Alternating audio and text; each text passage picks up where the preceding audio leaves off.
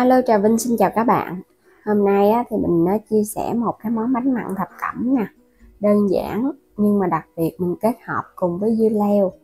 Vừa ngon vừa dễ mà no bụng đầy đủ dinh dưỡng nữa. Bây giờ mời các bạn mình cùng vào bếp để thực hiện luôn nha. Ở đây là mình có chuẩn bị 4 cái trái dưa leo. Dưa leo này thì khoảng 600g nha. Một chút nữa mình rửa sạch. Sau đó các bạn sẽ bào bớt cái lớp vỏ này, bỏ đi bớt. Bên đây là mình có tôm khô ngâm nước cho nó mềm, hành tím và tỏi cũng như là hành lá, chút nữa mình cho vào, và một ít thịt xay ha, một cái cây lạp xưởng khô nữa. Phần bột thì mình có một chén bột năng 150g, một chén bột gạo 150g và nửa lít nước cốt dừa nha. Có muỗng canh đường, tiêu xay, nửa muỗng muối, một muỗng cà phê hạt nêm. Rồi bây giờ bắt đầu pha bột. Các bạn sẽ cho chén bột gạo 150g, 150g bột năng, nửa lít nước cốt dừa, thì mình dùng là 300g bột với nửa lít nước cốt dừa nha. Trộn đều lên. Cái bánh này thì mình làm có nước cốt dừa nó sẽ béo ngon. Còn nếu mà các bạn không thích béo thì bỏ qua, mình thay bằng nước lọc cũng ngon nữa. Leo sẽ bào cái phần vỏ này bỏ bớt đi.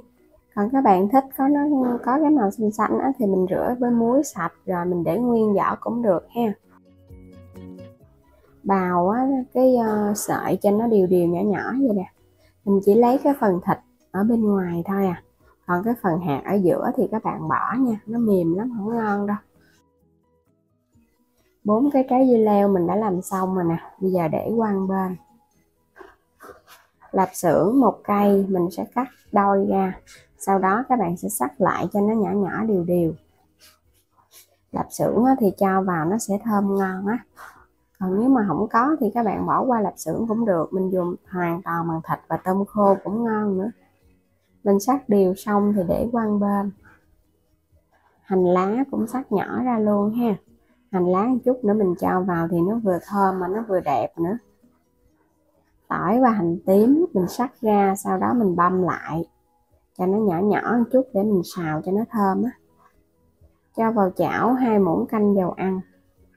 Khi mà dầu nó nóng sôi lên thì các bạn hãy cho cái hành tím và tỏi vô, mình phi thơm lên. Mình thấy cho nó dậy cái mùi thơm thì mình cho lạp xưởng vô nha.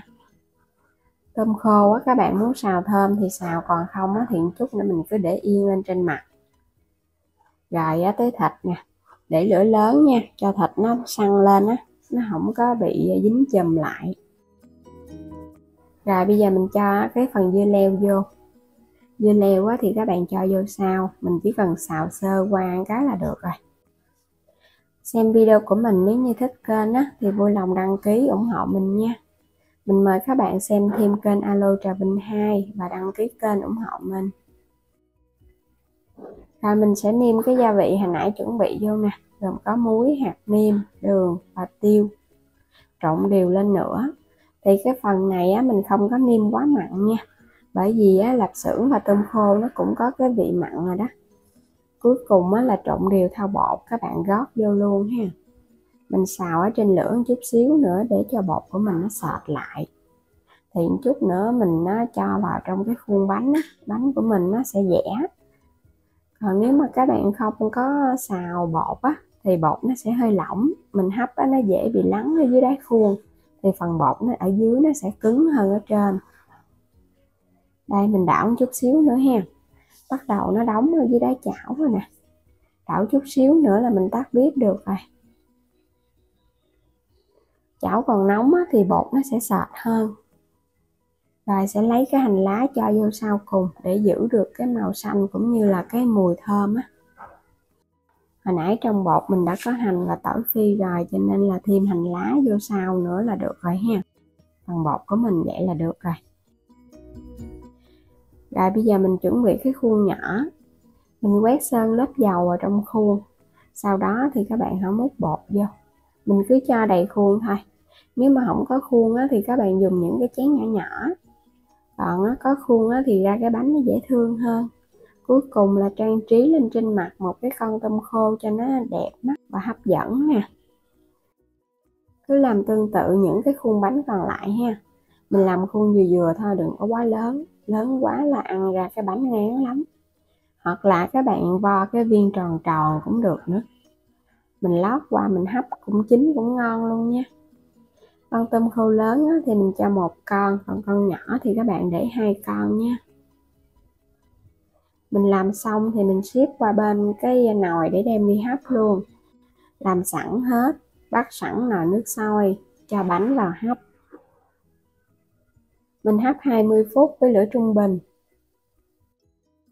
Sau 20 phút là bánh của mình nó chín nè. Khuôn cũng nhỏ, các bạn thấy cái phần bột nó trong là bánh nó chín. Rồi bây giờ sẽ lấy bánh ra chờ cho nó nguội bớt. Bánh của mình nhìn hấp dẫn quá ha. Có cái tôm khô á, nó ló ló ra lên trên cái mặt nhìn ngon quá chừng. Khuôn á, nó chốc lóc chờ cho nó nguội. Hồi nãy mình có quét lớp dầu và ở trong bột nó cũng có nước cốt dừa đó, nên là cái bánh của mình nó không có dính đâu. Mình tháo ra hết những cái khuôn bánh này.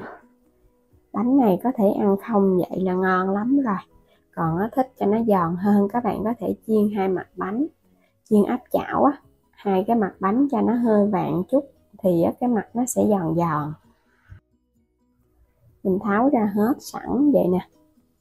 Khỏi nấu cơm, các bạn làm bánh này ăn no luôn á, đầy đủ dinh dưỡng mà còn ngon nữa. Món bánh mặn với dưa leo đã sẵn sàng. Trong các video lần trước á, thì mình đã chia sẻ nhiều cái công thức bánh mặn, nhưng mà mỗi một cái công thức sẽ kết hợp với các nguyên liệu khác nhau thì ra thành phẩm bánh nó cũng sẽ có cái độ ngon khác nhau, tùy theo sở thích mà các bạn lựa chọn nha. Mình ăn kèm với nước mắm chua ngọt.